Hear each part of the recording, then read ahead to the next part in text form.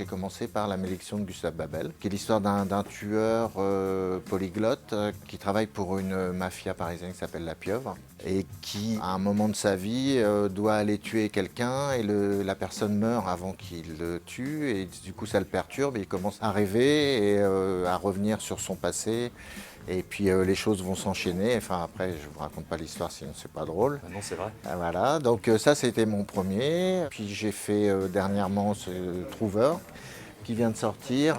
Ça parle de gens qui ont des talents, c'est pas des super pouvoirs, c'est plutôt des talents. Par exemple, Trouveur, lui, son talent c'est de pouvoir, quand il pense à quelqu'un, s'il jette un petit caillou sur une carte, là, ça va tomber à l'endroit où la personne se trouve.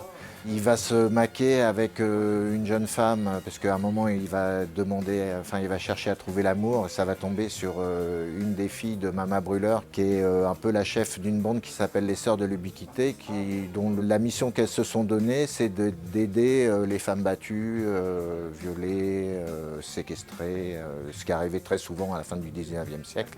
Il va les aider et puis en fait il trouve leur méthode un peu expéditive, du coup il va travailler pour la police. Et puis en fait il va se retrouver à être obligé de travailler pour la pieuvre alors qu'il ne veut pas. Et bon là il y a tout un processus. Donc il y a beaucoup d'action, beaucoup de rebondissements, mais en même temps une certaine réflexion.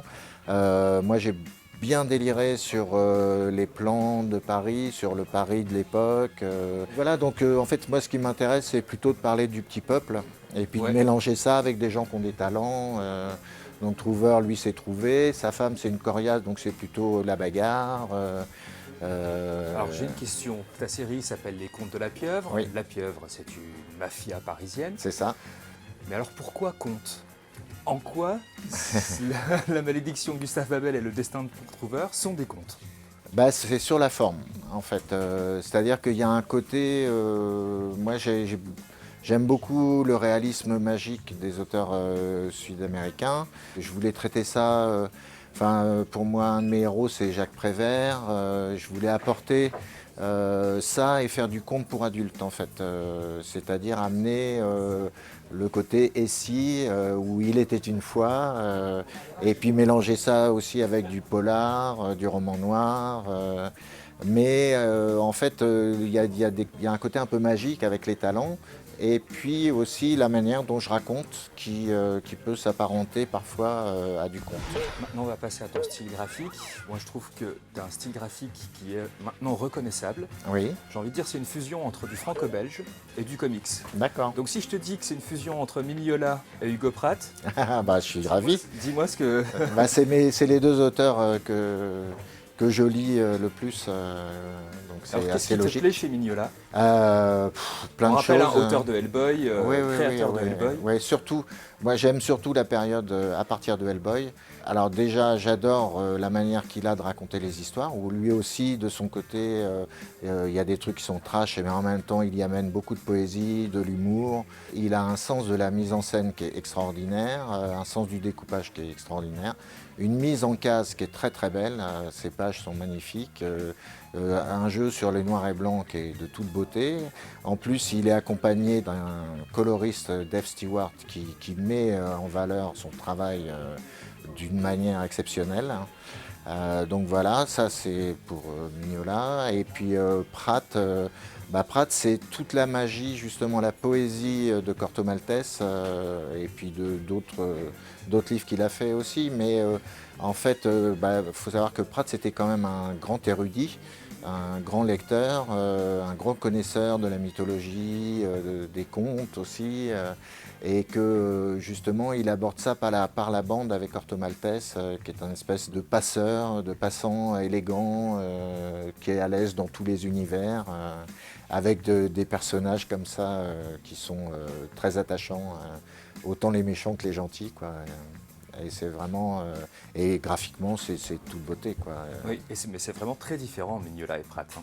Oui, parce que Pratt, c'est assez aérien. C'est pour ça que je parlais de fusion, parce que je retrouve un peu des deux, finalement. C'est vrai que dans ta mise en case, et les influences, flatteur, et du Pratt aussi, par le dessin très très réaliste que tu apportes Alors le réalisme, c'est venu par la volonté de rendre hommage au Paris, au Paris de cette époque-là. En fait, les images que j'ai trouvées, notamment les photographes de Jeanne Hachette, qui a cartographié Paris vers les années 1907, et puis Maleville auparavant, qui l'avait fait à l'époque où Haussmann détruisait certains quartiers, où il a fait un travail justement pour conserver en mémoire ces rues qui disparaissaient.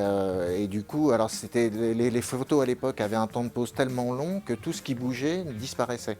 Ce qui fait que ça fait des images où on ne voit que des rues et que des maisons, et c'est vide. Et avec un côté sépia qui apporte une magie extraordinaire. J'avais envie de redonner à voir cette magie qui m'avait bouleversé. Donc c'est pour ça qu'il y a ce souci du détail, c'est ça. Et puis que les gens y croient, quoi, qu'ils aient envie de rentrer dedans. Allez, une petite exclue, tu travailles déjà sur le 3e, je suis sûr, du Conte de la Pieuvre. Alors oui, j'y travaille, mais j'ai déjà mon histoire en tête du 3. Mais je pense qu'il sera un peu plus fantastique celui-là que les précédents. Une partie qui va se passer à Londres, une autre partie qui se passera sous Paris. Voilà, c'est à peu près ce que je peux dire pour l'instant sans trop dévoiler de choses. Et pourtant j'en ai très envie. Eh ben, merci beaucoup, Mais je vous en prie, merci à vous.